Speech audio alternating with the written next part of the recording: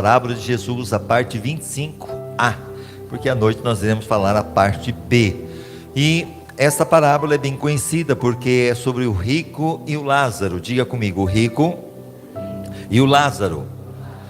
Quando nós falamos sobre o rico e o Lázaro, nós vamos ver Lucas 16, 19 ao 31.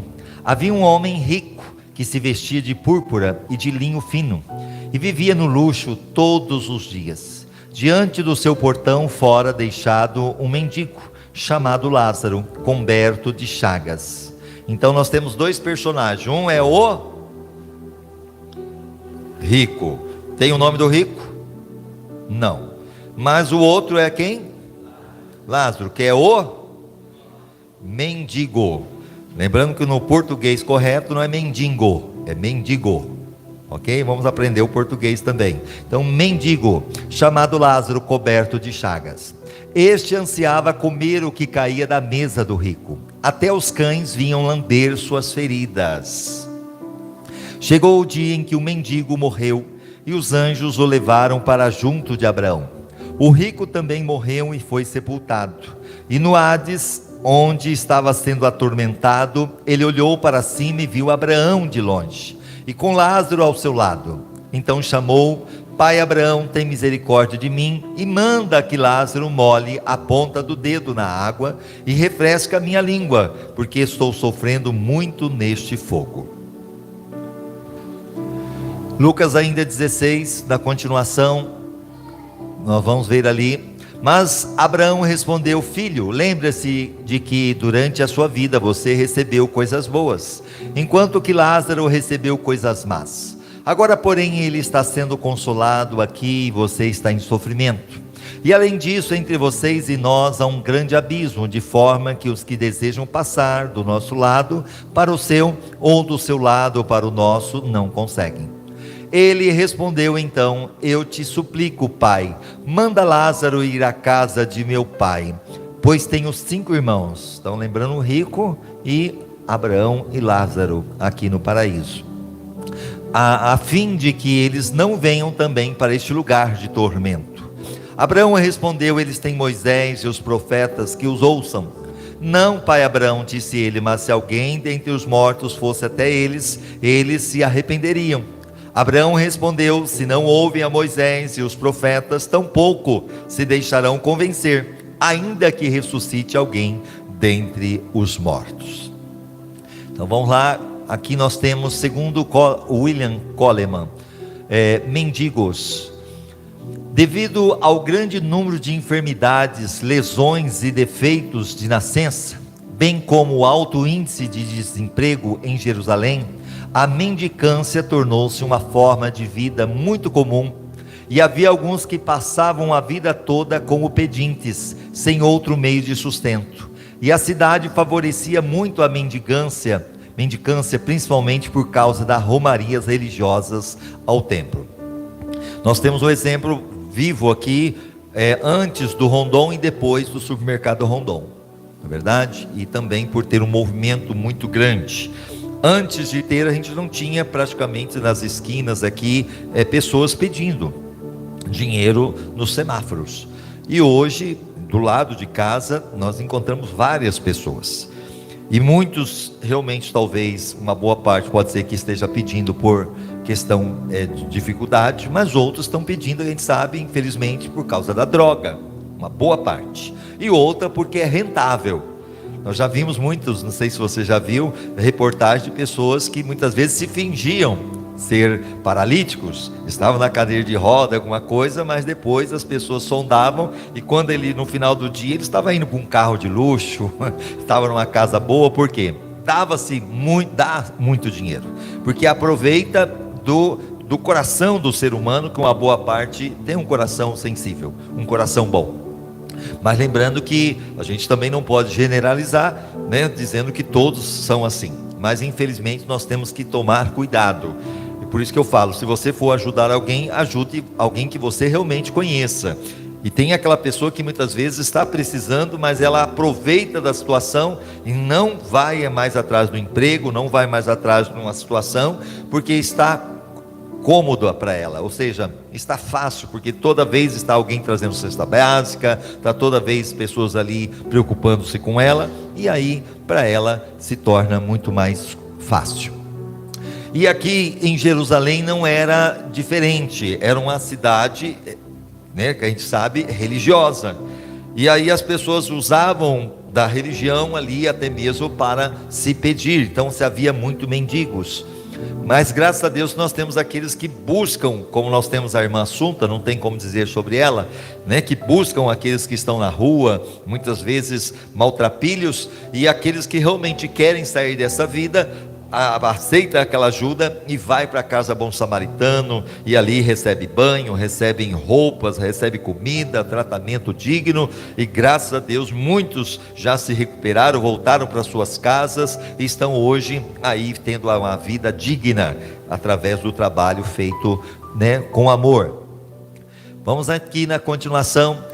Dar esmolas era uma prática tradicional dos israelitas, e quando se realizavam as festividades religiosas, o povo se sentia ainda mais inclinado a dar, e a renda obtida desse modo era muito boa, pois incentivava alguns a fingir-se, está pensando que é só na nossa época? Naquela época também, fingir-se de aleijados para despertar a piedade do povo, e assim receber mais auxílios. Como a área do templo estava sempre muito cheia de indigentes, foi preciso que se fizessem regulamentos para definir bem o que eles poderiam fazer ou não, onde eles poderiam entrar ou não. Então teria que ter regras, porque senão viraria uma bagunça. Por que nós estamos falando de mendigos? Vamos ver se você está prestando atenção na mensagem. Por causa de Lázaro, que ficava na porta de quem? Do rico, ok? Que vivia uma vida de luxo. Então, púrpura, lembrando que a palavra do Senhor diz que o rico se vestia de púrpura. E o que é púrpura? Olha aqui, ó, é uma tinta natural de coloração vermelho-púrpura. Então, também de linho finíssimo, extraída de caramujos marinhos. Então, na época não tinha toda a coloração que hoje temos, né? Nós temos uma variedade de cores, até mesmo nas roupas, nas pinturas da casa, mas naquela época não se tinha. E da onde se extraía esta tinta? Era de um caramujo. Dá para imaginar? Extraída de caramujos marinhos, e que provavelmente foi produzida pela primeira vez pelos antigos fenícios. Esta tinta era grande valor na antiguidade por não desbotar, e ao contrário, ela se torna gradualmente mais brilhante e intensa com a exposição e ao tempo e à luz do sol. Possivelmente o caramujo que ia para o beleléu, né? Mas a tinta todo mundo usava, né? Aqueles que tinham condições. Originalmente é um ser marinho do qual se extrai essa cor, e depois passou a designar a própria cor. Então, possivelmente, o caramujo também tinha o nome de púrpura, depois designou para a cor púrpura, e depois passou a designar a própria cor. Na literatura antiga, esse nome era aplicado a 3 cores distintas. Então, a cor púrpura, ela tinha então 3 tipos de cor. Primeiro, violeta profunda. Quem conhece a cor violeta? Violeta profunda. Se alguém não sabe, entra aí no Google, coloca lá violeta, vai aparecer a cor. Com uma coloração negra ou fuliginosa, usada por Homero para indicar o mar. Também essa cor, ela também era definida como escarlate. O que é escarlate? Um vermelho muito, né, muito intenso, ou carmesim profundo, que era a púrpura de Tiro. E também ela se definia, a púrpura, como um azul profundo do mar Mediterrâneo. A tinta era permanente, e aqui a palavra se refere à cor da veste mais externa do rico. Então era a veste que ele realmente usava. Agora aqui, ó, o linho finíssimo é o byssus, um linho egípcio que era vendido por 2 vezes o seu peso em ouro. Então você vê que esse rico era muito rico para sua época, ele se vestia do bom e do melhor, e era usado como veste mais interna. Então era aquela roupa que era usada internamente. Então aquilo que talvez não se via. Ao tato compara-se com a seda. Olha aqui. E autores gregos posteriores passaram a usar esta palavra para indicar tanto o tecido de algodão como de seda. O material era tremendamente caro, conforme é indicado acima, e era símbolo do estado de abastança do rico nesta parábola. Então, como que o rico se vestia? Quem lembra? Linho finíssimo e púrpura, ok? Olha aqui, todos os dias se regalava esplendidamente. Ele empregava sua riqueza para prover para si mesmo o mais excelente entretenimento. E todos os dias havia alguma diversão suntuosa, em meio aos prazeres do luxo. Não lhe faltava coisa alguma que seus apetites anelassem, que seus gostos fantasiassem, e que o dinheiro não pudesse adquirir. Era um homem rico. Todo dia tinha festa, todo dia tinha ali prazeres. Era um homem que não tinha o porquê de reclamar da vida, porque tinha de tudo. Desejava alimentar-se das migalhas. Quem que desejava alimentar das migalhas? O Lázaro, o mendigo. As migalhas que caíam da mesa do rico era refúgio, que era jogado fora do portão. Olha lá, e desejava encher o seu estômago. Aqui também falando do próprio filho pródigo. E assim era o mendigo, incluindo os pedaços de pão que o rico usava como guardanapos. Então, segundo os pesquisadores, hoje nós temos aí a faca, nós temos os talheres, né? Ou seja, o garfo, nós temos a colher. Mas os talheres só foram inventados, se não me engano, em 1800 e alguma coisa, 1700. Então você observa que antes a maioria só comia com a mão. E inclusive tem culturas hoje no mundo, árabes só comem com a mão, mesmo tendo muito dinheiro. Se você vê lá algumas coisas no YouTube dos árabes, você vai ver eles comendo com a mão, ok? Então o que acontece? Por isso que também na época de Jesus, quando eles entravam numa casa, já tinha uma tigelinha para lavar a mão e lavar os pés, porque eles andavam muito na poeira, então sempre tinha essa questão. Ainda bem que eles ainda o faziam. E o que acontece? Os ricos, né, por ter a riqueza, então eles, naquela época também não tinha guardanapo. Hoje você vai comer, tem um guardanapo, que você limpa a boca, mas naquela época não tinha. Então os ricos, o que eles usavam? O miolo do pão, como guardanapo. Então, como ele ia comer com a mão, se sujava, pegava o miolo do pão, tinha muito dinheiro, usava o miolo do pão, limpava a boca e jogava. E era essas migalhas que o mendigo queria comer. Ok? Voltando aqui, segundo era costume da época, era uma comida própria para os cães, que percorriam as ruas, mas era ansiosamente rebuscada por esse homem que vivia na mais abjeta pobreza que se possa imaginar. A linguagem faz-nos lembrar das condições então do filho pródigo, que desejava comer, não tinha, ninguém lhe dava nada, então ele comia o quê? Daquilo que ia dar para os porcos. Assim era o mendigo, comia daquilo que se dava para os cães. Então, os cães, quem tem cachorro aqui? Quando você vai comer, o que ele fica? Fica mendigando, literalmente, né? Nós temos a Melina, né? Ela fica lá como se fosse espirrando. Ela faz um jeito lá que espirra, te pedindo alguma coisa. E não é fácil, né? Você negar. Tem coisas que você tem que negar, não tem jeito. Eram considerados animais imundos, mas a gente olha para a Bíblia, os cães eram considerados imundos. Ok? Por quê? De acordo com as leis cerimoniais dos judeus em Levítico 11, e por isso mesmo é bem provável que essa atenção dos cães foi mencionada a fim de mostrar que tal tratamento não era bem acolhido por Lázaro, sendo uma espécie de clímax da miséria daquele pobre homem. Então, lembrando que era considerado como imundo, por quê? Para não se comer. Como nós sabemos que lá na China, acho que na China, né, se come cachorro. Dá para imaginar? Pegar o cachorrinho aí, e comer. E tem países hoje que se alimentam de cachorros. Então Deus deixa bem claro que não se deve comer, é uma lista grande que não se deve comer, ok? Inclusive porco. Mas por quê? Porque eu vejo que a carne do porco, principalmente hoje, talvez é por causa da ração, né? Não é tão problemático, mas antigamente se dava muita lavagem. Quem já pegou bicho de porco aqui? Né? Alguém já pegou? Ia muitas vezes lá no chiqueiro e pegava aqueles bichos de porco. Eu já peguei muito, né? E aí de repente formava aquela bolinha no dedo, você ia olhar, tinha um bicho lá dentro. Aí tinha que sair com alfinete e saía aqueles bichão, né? Então por quê? Porque o local em si era muito problemático. E o porco, tudo que você dá para ele lavagem, ele come.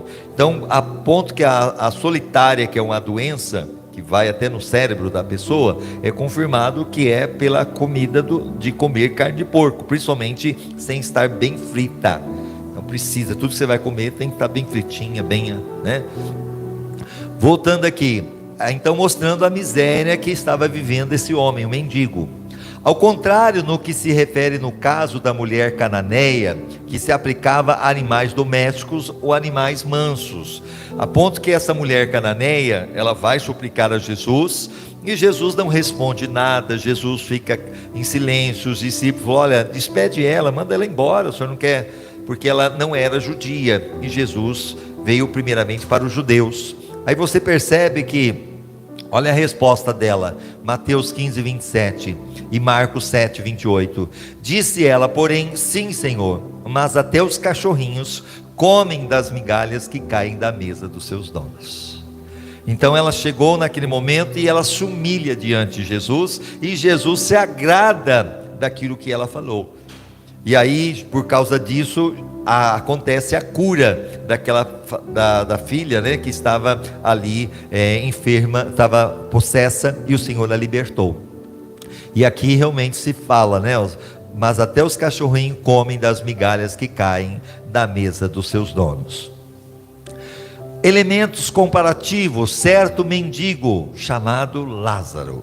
Então nós temos aí o nome do mendigo, Lázaro. A palavra portuguesa parábola vem diretamente do grego parábole, por isso nós estamos falando das parábolas, são 41 parábolas, estamos focando em 35. Por ao lado de, com o sentido de comparar, a fim de servir especificamente como ilustração de alguma verdade ou ensino. Esta é a única parábola que supre o nome próprio.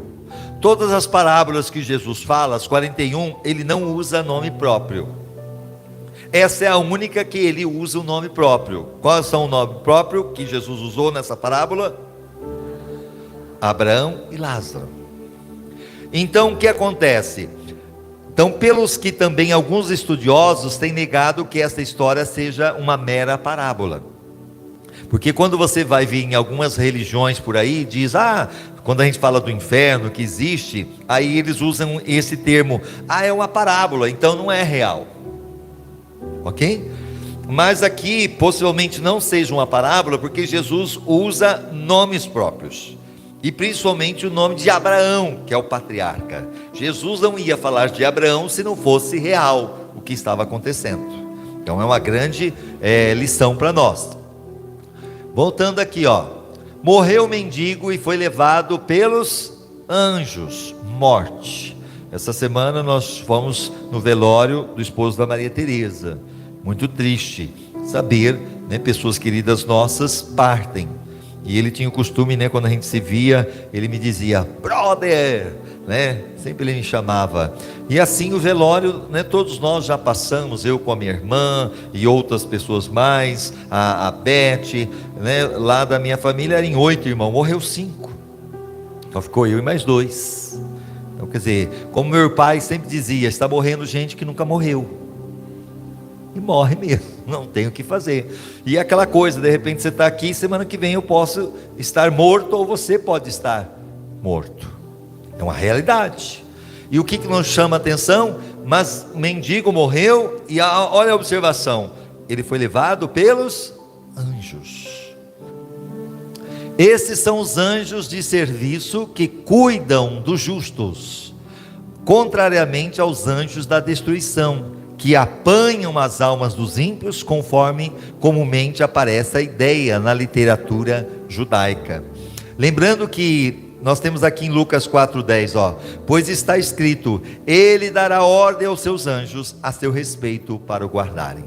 Outro texto nós temos o seguinte: o anjo do Senhor acampa-se ao redor daqueles que temem a Deus e os livra. Então você que teme a Deus, tem um anjo aí do seu lado. Diga para o seu irmão: tem um anjo aí do seu lado. É a palavra de Deus que nos diz. E quando essa pessoa morre com Cristo, o anjo, então, ele fica incumbido de levar até junto do Senhor. Olha que coisa linda, é o anjo que nos leva quando a gente morre. Amém? Glória a Deus. Só que diferente também daquele que não tem a Deus, tem um demônio que o acompanha.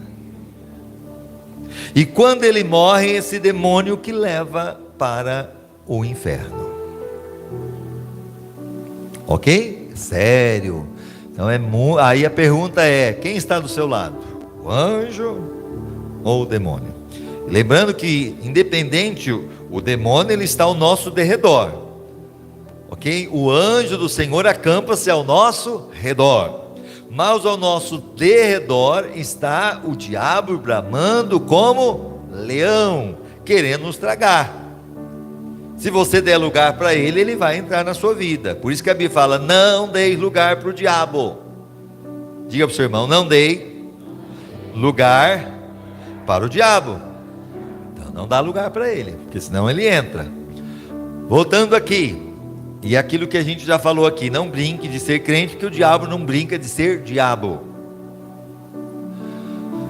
Hades é a transliteração do vocábulo grego. Então, lembrando que quem estava no Hades? Quem estava no Hades, igreja? O rico. Então, é uma palavra grega, Hades. E o que representa Hades? Aqui, Lucas 16, 23. E no Hades, onde estava sendo atormentado, ele olhou para cima e viu Abraão de longe, com Lázaro ao seu lado. O que nos chama a atenção, que no inferno a memória não apaga. Ele continua ainda tendo lembranças. Ele lembrou quem era Lázaro. E ele também soube identificar quem era Abraão. Aquela coisa, morreu, acabou? Acaba não. Isso daqui que nós estamos vivendo hoje, comparado à eternidade, isso aqui é pequeno. Aí as pessoas ficam mais preocupadas com as coisas daqui e esquecem de se preocupar com depois da morte. Tem que trabalhar, tem que trabalhar, tem que fazer. E aí não tem tempo para Deus, não tem tempo para a igreja. Eu louvo a Deus, hoje a evangelista Ângela foi ajudar o filho, lá no estacionamento, trabalhou a noite toda e está aqui, Amém? Glória a Deus. Isto é realmente honrar o Senhor. Isso mesmo. Não, hoje está um tempo mais gostoso para dormir, vou ficar na casa. Não. Jovens como Matias, a Mela, o André, poderia estar dormindo, que jovem gosta de dormir um pouquinho mais. E aquilo que a gente fala, quem dormiu, dormiu, quem não dormiu, não dorme mais. Aqui não pode dormir agora, tá bom? Então o que acontece? Mas estão aqui, estão buscando ao Senhor. Você pode aplaudir ao Senhor por isso? Aleluia! E agora você percebe que ele estava lá no Hades, atormentado, e ele lembra. Agora uma coisa muito importante: quem era para ser mais grato a Deus na condição rico ou Lázaro?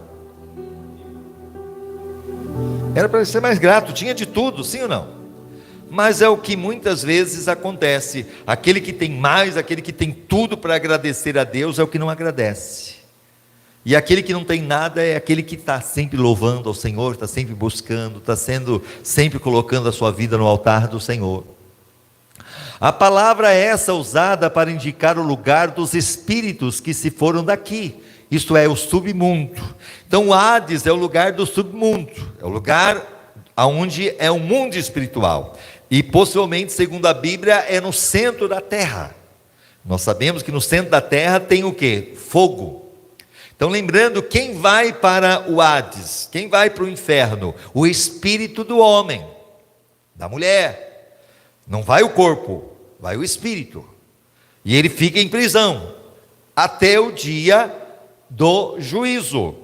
ou seja, até o dia do trono branco, aonde ele vai pegar o seu corpo, pegar ali a alma, o seu espírito, vão comparecer diante de Deus, corpo, alma e espírito, e aí vão ser lançados no lago de fogo e enxofre, e serão atormentados para todo sempre. Ou seja, já estão em tormento, mas agora vão pegar os corpos e vão ser julgados, condenados, já estão condenados porque não creem, e serão lançados no lago de fogo e enxofre. Essa é a segunda morte. Apocalipse 22, do 15 em diante, né? O versículo 11 ao 15, onde fala do trono branco. Voltando, equivale o termo hebraico Sheol. Então, lembrando, a palavra grega é Hades, a palavra hebraica é Sheol. Essa dimensão é pintada como lugar que consiste de duas divisões, uma para os ímpios e outra para os justos. Então irão uns para o castigo eterno e outros para a vida eterna. Então no Hades havia essa divisão. Até nós temos um mapa aí, ó, na parede. Se você perceber, tem essa divisão ali. E nós já falamos aqui sobre o plano divino através do século. Se você pegar o material, são 12 gravados, está na playlist do YouTube e também no nosso site, você vai ver toda essa explicação. Uma para os ímpios e outros para o justo. A divisão para os justos também é denominada dos escritos judaicos, de seio de Abraão, e o Senhor Jesus empregou os termos hebraicos nesta passagem. Então essa divisão lá, o Abraão e Lázaro e o rico no inferno. Então aonde estava Abraão e Lázaro chamava, como é que chamava? Paraíso, ok? Isso lá no próprio Hades. Agora, só para a gente ter uma noção aqui, isso é teologia, tá bom? Isso você só aprende muitas vezes, não em cultos assim, é difícil alguém pregar sobre isso. Isso se prega muito lá no seminário, onde nós fizemos. E Jesus pregou aos mortos. O que nós encontramos? Após a ressurreição de Cristo, o paraíso deixou de ser no centro da terra, e o mundo espiritual, que é o paraíso, foi tirado de lá. O exemplo que nós temos em relação, pastor, mas como é que Abraão e o Lázaro ficavam lá no inferno e não se queimava? Lembra de Sadraque, Mesaque e Abednego, que foi colocado na fornalha 7 vezes mais? E eles andavam para um lado para o outro e não sentia nada, nem cheiro de fumaça ficou. Então esse é o Deus que nós servimos, Ele tem poder de fazer isso. Mas por estar naquele lugar, não era um lugar bom, ainda que não acontecia deles se queimarem, que nem Abraão, Isaac, Jacó, todos eles estavam ali no paraíso. Mas um se via o outro, ainda que havia uma separação, não andava para ir de um lado para o outro. Mas o que acontece? Depois que Cristo veio, e Ele então morreu na cruz do Calvário, vamos voltar isso agora na Páscoa, relembrando a morte de Cristo, a sua ressurreição. Então nesse momento que Jesus ressuscita, o paraíso deixou de ser no centro da terra, e o mundo espiritual, que é o paraíso, né, foi tirado de lá. Graças a Deus, não está mais lá, não existe mais lá. E o que nós aprendemos? Salmo 68, 18.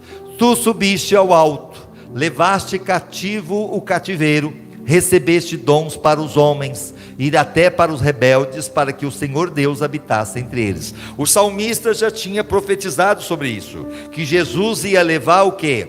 Cativo o cativeiro. Então aqueles que estavam lá no paraíso, aparentemente cativos, né, ainda que no lugar estavam guardados, como Abraão e Lázaro, mas Jesus veio e tirou eles de lá, levou cativo o cativeiro. E agora se confirma em Efésios 4:8, por isso diz, subindo ao alto, levou cativo o cativeiro e deu dons aos homens. E por que ele fez isso? Porque Jesus, segundo 1 Pedro 3:18 ao 21, nos 3 dias que ele ficou ali sepultado, o seu espírito foi até o inferno. E ele foi no inferno onde havia essa divisão, paraíso e Hades, ali o lugar de tormento, porque também Cristo padeceu uma vez pelos pecados, o justo pelo injusto, para levar-nos a Deus, mortificado na verdade na carne, mas vivificado pelo Espírito, do qual também foi e pregou aos espíritos em prisão. Jesus foi até o inferno, nesses 3 dias que ele ficou sepultado, ele foi lá. E ele pregou, não para salvação, porque depois da morte não tem mais salvação. Quem salvou, salvou, quem não salvou, não tem mais jeito. Mas ele foi lá pregar ao espírito em prisão, os quais no outro tempo foram rebeldes, que não obedeceram a palavra. Ele foi lá para dizer: olha, vocês não acreditaram na promessa do Messias, vocês não acreditaram na salvação que era transmitida, quando a longanimidade de Deus esperava nos dias de Noé. E muitas pessoas estavam lá desde a época de Noé, porque lembrando que Noé entrou na arca, diz lá em Mateus 24, e eles não perceberam, até que veio o dilúvio e destruiu a todos, e somente Noé e a sua família foram salvos. Então aquele povo que foi todo destruído no dilúvio, Jesus chegou lá no inferno e disse: olha, se vocês tivessem crido entrar na arca, vocês teriam salvos. E não somente isso, enquanto se preparava a arca, na qual poucas, isto é, 8 almas se salvaram pela água, que também como a verdadeira figura agora vos salva o batismo. Olha só o que Pedro está dizendo. Então lembrando que agora a salvação, quando você aceita Jesus, o próximo passo é o quê? Crer e for batizado. Então o batismo simboliza o quê? O sepultamento do velho homem, da velha mulher, porque morreu, precisa ser sepultado. E quando você sai da água, simboliza agora o novo homem, a nova mulher em Cristo. O batismo não do despojamento da imundícia da carne, mas da indagação de uma boa consciência para com Deus. Ou seja, o batismo em si, só batizar, eu vou tomar banho. Mas se eu me batizar com a consciência que eu me arrependi, que eu me converti, que eu nasci de novo, e eu agora preciso ser uma nova criatura, que o velho homem precisa ser sepultado, e agora viver em Cristo em novidade de vida, então agora eu tenho uma boa consciência para com Deus, pela ressurreição de Jesus Cristo. E aí sim, em ambos os casos, na época de Noé, e quando Cristo pregou ali em prisão, aos espíritos em prisão, aonde ele morreu e foi até aquele lugar, Hebreus 9:27 diz o seguinte: que ao homem está determinado morrer uma vez e depois o juízo. Então ele não foi ali pregar no sentido para que eles se salvassem, ele foi lá para mostrar o seguinte: olha, vocês não creram. E quando ele faz isso, olha aqui, que somente os que se refugiam pela fé no meio de salvação proposto por Deus podem livrar-se da destruição. Imagina agora aquele povo vendo Abraão, Lázaro subindo agora junto com Jesus.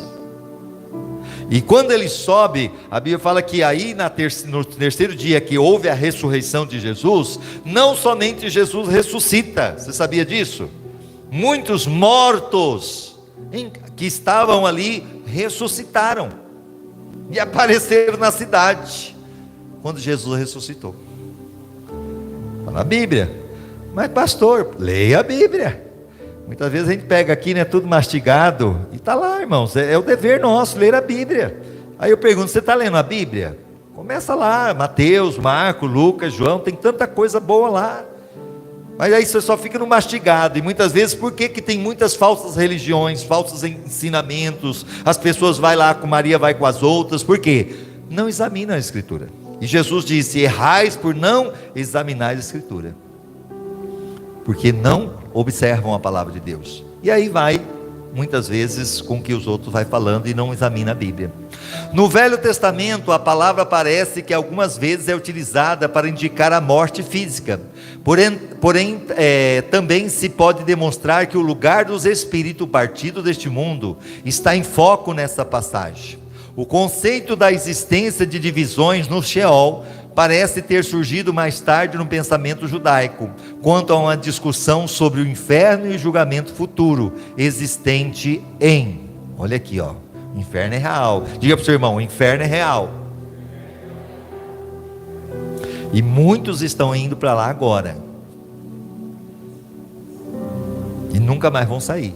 Por isso que nós temos que pregar o Evangelho. Ah, pastor, não sei pregar. Você sabe compartilhar a live.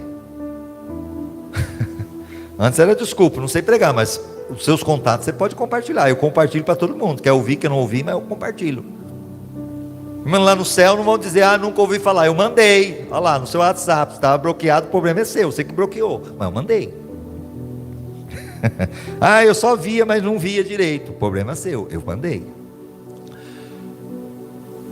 Apocalipse 14:11. E a fumaça do tormento de tais pessoas sobe para todo sempre, para todos que adoram a besta e a sua imagem, para quem recebe a marca do seu nome, não há descanso dia e noite.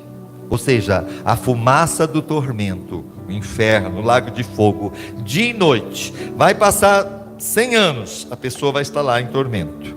Passar 1000 anos, vai estar lá em tormento. Vai passar 1.000.000 de anos, vai estar lá em tormento. Não tem mais saída. O rico está lá no inferno até hoje, e vai saber quanto tempo que ele já estava lá. E a riqueza, para onde ele foi? Levou alguma coisa daqui? Levou um sapato, levou uma blusa, levou vaca. E aí, você está preocupado com o que mesmo? O que você está preocupado? Qual é a sua preocupação maior? As coisas espirituais ou as coisas da terra? Essa narrativa demonstra as seguintes verdades: a alma sobrevive à morte física. Então aquela coisa, morreu o corpo, mas a alma sobreviveu. Em verdade te digo que hoje estará comigo no paraíso. Lembra dos dois que estavam na cruz? Os dois tiveram a mesma chance. É igual aqui, ó, vocês estão tendo a mesma chance. Só que infelizmente no dia da volta de Jesus, uns vão ficar e outros vão subir.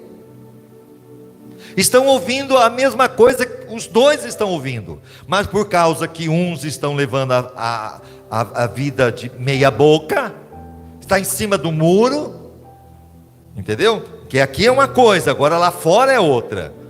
Quem está em cima do muro já é do diabo.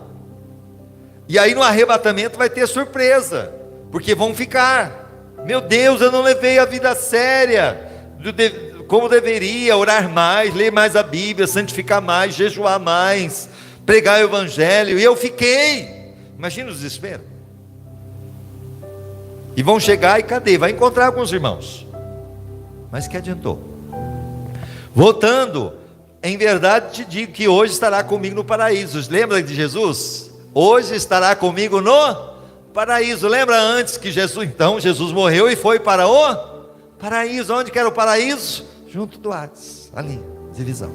Hoje ainda você vai estar comigo no paraíso. Por isso que a Bíblia fala que Jesus então desceu, e agora ele prega os espíritos em prisões, depois ele leva cativo ao cativeiro. Esse ladrão, ele saiu daqui, ó, e foi com Jesus para um lugar que não sabemos dizer, mas pode-se dizer que é uma sala de espera. Estão esperando aí o arrebatamento, esperando a ressurreição dos seus corpos. Você pode aplaudir ao Senhor? Então 2 Coríntios 5:8, temos bom ânimo, mas desejamos antes estar ausentes deste corpo, para estarmos presentes com o Senhor. Então se a gente morrer, para nós é lucro. Ainda se eu perguntar aqui, quem quer, hoje estar com Cristo? Todo mundo vai levantar a mão. Mas se eu dizer, quem quer ir agora? Meu Deus do céu, Então é complicado. Segundo, a alma mesmo depois da morte continua dotada de consciência, memória e razão. Olha o que nós temos aqui, Lucas 16, 23, 27, 28. No Hades, onde estava sendo atormentado, ele olhou para cima e viu Abraão de longe. Então ele teve consciência, ele lembrou, viu quem era Lázaro do seu lado. Ele lhe respondeu: então eu te suplico, pai, manda Lázaro ir à casa de meu pai, pois tenho 5 irmãos. Ele lembrou, irmãos, que ele tinha 5 irmãos, que ia morrer e ia para o lugar dele, que é onde ele estava. E olha lá se não foram. Está lá com eles, possivelmente. 5, deixa que ele os avise, a fim de que eles não venham também para este lugar de tormento. Você vê que agora o rico, lá agora ele ora, porque ele, pai Abraão, o que é isso? Oração. Aqui ele negligenciou a oração. Agora aqui no inferno, ele começa, pai Abraão, manda pregar para os meus irmãos. Aqui ele negligenciou pregar, ele não pregou para ninguém. E talvez você está na mesma condição, você não está pregando para ninguém. Mas muitas vezes, a hora que você vê o teu ente querido lá no inferno, ou alguém que você ama, você vai dizer: por que eu não me preocupei mais? Por que eu não fui mais insistente? Por que eu não falei um pouquinho mais do amor de Deus? E com certeza essa pessoa vai olhar para você e vai dizer: por que você não falou de Jesus para mim? Eu ia importunar, ele tinha a religião dele, entendeu? Religião não salva, quem salva é Jesus. E você sabe para onde que ela está indo. Os justos entrarão em um estado infinitamente melhor do que aqui. Aí eu louvo a Deus pelo meu pai na fé, o Robson, mesmo sabendo que eu era macumbeiro, foi lá e pregou Jesus para mim, e foi persistente. Os justos entrarão em um estado infinitamente melhor do que aqui. Apocalipse 21:3, e eu ouvi uma grande voz vinda do trono que dizia: eis que o tabernáculo de Deus está com os homens, pois com ele habitará, e eles serão o seu povo, e Deus mesmo estará com eles. Para quem? Para o justo. O próprio Deus vai estar com a gente. Enquanto lá no inferno ele tem sede, e essa sede representa o que? A falta de água, e a água aí simboliza o próprio Jesus, que é a água viva. Lá no inferno não tem Deus, não tem mais Jesus. Já aqueles que estão com Cristo, estão lá na glória, lá vai ter Jesus, vai ter Deus ao nosso lado, e Ele enxugará dos seus olhos toda lágrima. Lá não vai ter mais lágrima. Imagina Deus enxugando lágrima. Ele está mostrando que não haverá lágrima, não haverá mais morte. Lá, morreu fulano, não tem mais. Cemitério não existe mais. Santa Casa, Unimed, não tem mais. Médico não tem mais. Não existe mais doenças, aí HIV, não existe mais o coronavírus, não existe mais outras doenças, não. Por quê? Lá no céu não haverá mais morte, não haverá mais pranto, nem lamento e nem dor. A dor de Joanete, dor na coluna, dor não sei aonde, não tem mais. Glória a Deus, porque já as primeiras coisas são passadas. Você pode aplaudir ao Senhor? Glória a Deus, isso para aqueles que amam a Deus. Agora, o castigo é o destino que aguarda os ímpios. Diga comigo, o castigo é o destino que aguarda os ímpios. Quem que é o ímpio? Que vive na impiedade. E para a gente encerrar, Malaquias 3, 17, 18. E eles serão meus. Está falando de quem? Do justo. Serão meus, diz o Senhor dos Exércitos, minha possessão particular, naquele dia que preparei, poupá-los-ei, ou seja, o dia do juízo, Deus vai nos poupar. Por isso que a gente falou aqui, o tribunal de Cristo é para o justo, lá ninguém vai ser lançado no inferno. Já o trono branco é o juízo final, todos que estiverem lá serão lançados no lago de fogo. Então, poupá-los-ei como um homem poupa o seu filho, que o serve. Então vereis outra vez a diferença entre o justo e o ímpio, entre os que servem a Deus e os que não servem. Você vai ver uma diferença naquele dia do juízo. Bom, aquele irmão está servindo a Deus, aquele não está servindo. Então haverá uma diferença. Mateus 25, 46. Irão eles para o castigo eterno. Olha lá a palavra eterno, castigo. Deus é bom. Deus não há, onde já se viu, falar que Deus vai castigar alguém, que Deus vai mandar alguém para o inferno. Olha aí, esse Deus que os outros tanto pregam, que é um Deus de amor, é um Deus de justiça. Irão para o castigo eterno, mas o justo para a vida eterna. Eu quero que você feche seus olhos agora. A pergunta é: você está como rico, como Lázaro? Como que você está diante de Deus? Como que você está agora, o seu coração? Eu quero que você comece a sondar, seja sincero com você mesmo. Se acontecer a morte agora, se a morte chegar neste momento, ou se acontecer o arrebatamento agora, o som da trombeta, eu pergunto para você, você vai subir? Você vai realmente encontrar com o Senhor, com a sua vida que você está levando? Ou se você morrer hoje, infelizmente será como o rico, irá para o inferno. Então, se a resposta foi: se eu morrer hoje, eu vou para o inferno, hoje Deus está te dando a oportunidade de se arrepender, de pedir perdão, de se consertar. Deus está te dando o privilégio hoje de você buscar o Senhor, de você dizer: Senhor, eu não quero mais viver essa vida. Muitas vezes no adultério, na prostituição, na pornografia, muitas vezes na mentira, muitas vezes no roubo, muitas vezes aí fazendo as coisas erradas. Peça perdão agora. porque aqueles que cometem tais coisas, diz a palavra, irão para o lago de fogo e enxofre. Então Deus, que hoje o Senhor traga arrependimento, conversão genuína, e a todos aqueles que creem em Ti, para que tenham a vida eterna, em nome de Jesus, amém. Eu quero agradecer aqueles que estão aí conosco. Olha quanta gente abençoada aqui já de manhã. No Facebook, obrigado, viu, o nosso irmão Joelson. Elaine, que está aqui conosco, um abraço para Elaine. A irmã Neuraci e o Beto, possivelmente estão lá na fazenda, ou estão aqui, mas estão assistindo. Deus abençoe. A Marli Resch, Marli sempre acompanhando com a gente. A filha hoje não conseguiu, mas eu creio que ela vai assistir depois.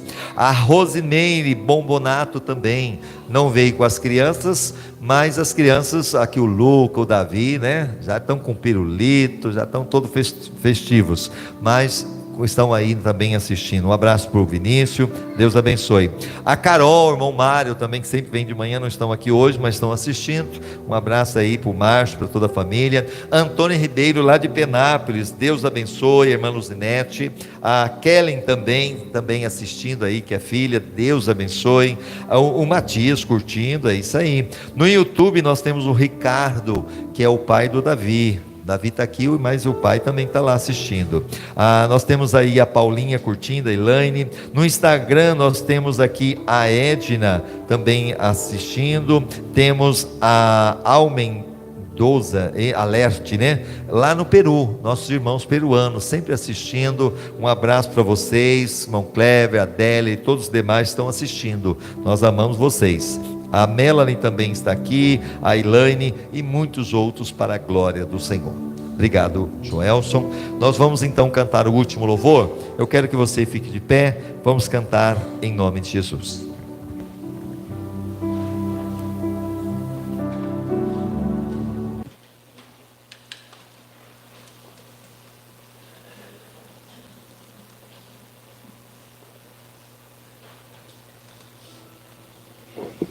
Lembrando que essa parábola, não vai cair aqui não, né?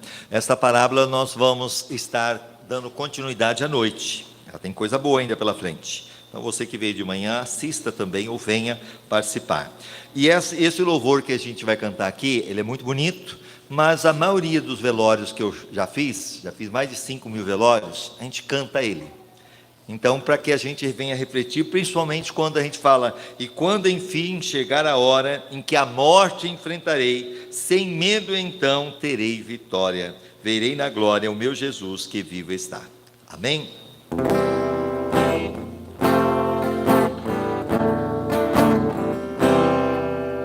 Deus enviou, cante.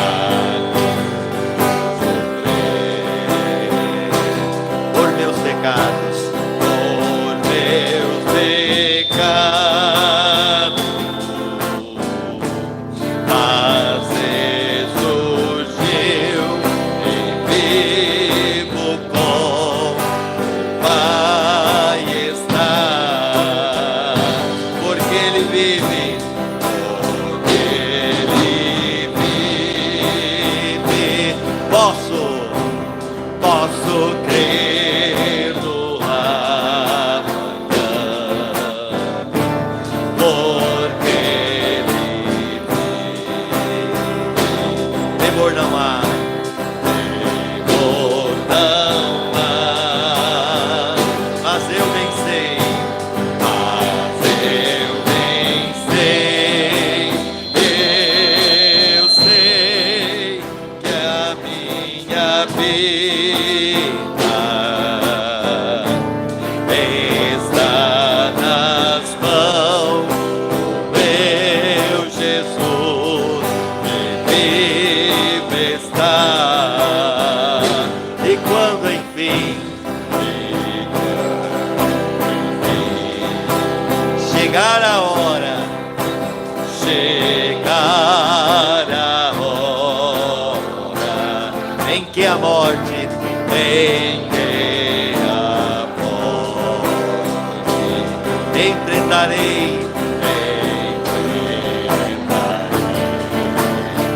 medo então.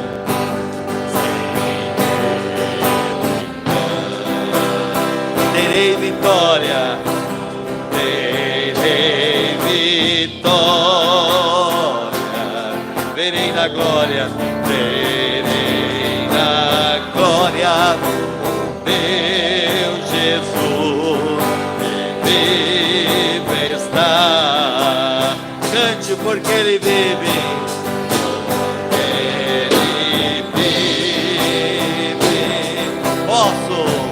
Posso ter no amanhã, porque Ele vive. Temor não há, mas eu vencei,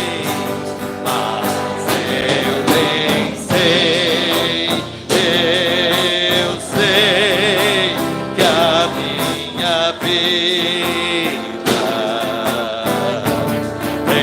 está nas mãos do meu Jesus, que vive está nas mãos, do meu Jesus, que vive está. Aleluia, glória a Deus. Ele está vivo, Ele morreu, mas ressuscitou. Eu quero que você feche seus olhos mais uma vez. Pai, obrigado por esta manhã. Obrigado, Senhor, por este culto. Obrigado por esta palavra que nos desperta, esta palavra, Senhor, que nos mostra que a vida é muito rápida, ó Deus, que tudo aquilo que nós, ó Deus, conquistamos aqui é importante para ter o nosso conforto, mas tudo isso vai ficar aqui. O que nós precisamos ter é o Senhor, ó Deus, ter sim as coisas que nos trazem conforto, mas nunca deixar o Senhor em segundo plano, sempre o Senhor em primeiro lugar. Então, Espírito Santo, flua sobre a tua igreja, flua sobre o teu povo, a tua presença, a tua glória, e que todos sejam abençoados. Abençoa a semana, abençoa, Senhor, o domingo, abençoa as conquistas, os sonhos, os projetos, e que todo mal caia por terra. É o que eu te peço em nome de Jesus. Amém e amém. Levante a sua mão. Nós vamos encerrar neste momento. Eu quero que você realmente receba a bênção do Senhor. Que o grande amor de Deus, a graça do Senhor Jesus Cristo e a comunhão e a consolação do Espírito Santo esteja sobre todos vocês, não somente hoje, mas para todos sempre, e todos dias comigo. Amém e amém. Vamos aplaudir ao Senhor. Aleluia, glória a Deus. Diga para o seu irmão, vamos tomar um cafezinho? Diga para ele, vamos tomar um cafezinho gostoso?